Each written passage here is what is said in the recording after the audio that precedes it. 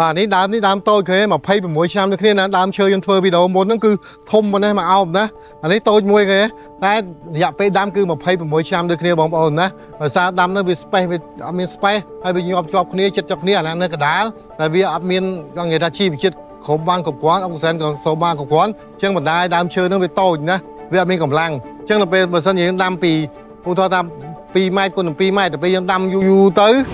ដើមឈើណាដែលខ្លាំងគឺវាស្រូបបានអុកស៊ីសែនខ្លាំងញ៉ាទូចវាអូតូម៉ាទិកវាងាប់ខ្លួនឯងតែម្ដងបាទអញ្ចឹងបើសិនយើងដាំ2500ក្នុងមួយដើមចង់បានបរិមាណច្រើនក្នុងមហាតាចង់បានបរិមាណច្រើនតែទីបញ្ចប់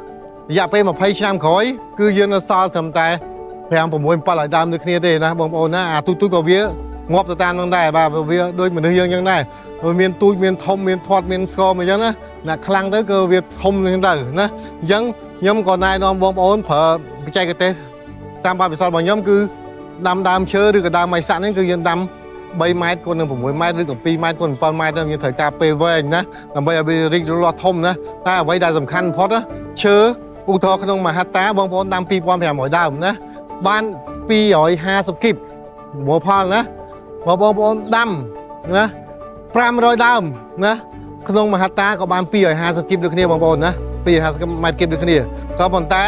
500ដើមនោះវាបានទំហំធំណាចឹងពេលយើងយកទៅលក់ឬចូលទីផ្សារ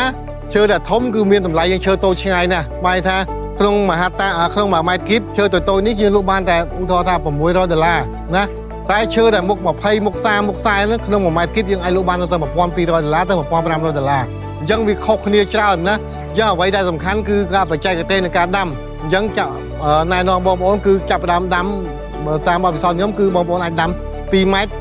គុណនឹង7ម៉ែត្រឬក៏3ម៉ែត្រគុណនឹង6ម៉ែត្រក្នុងមហាតាយកទៅ550ដើមបានហើយលទ្ធផលទិន្នផលគឺដូចគ្នាណាក៏ប៉ុន្តែការលក់ចូលទីផ្សារគឺបានតម្លៃច្រើនជាង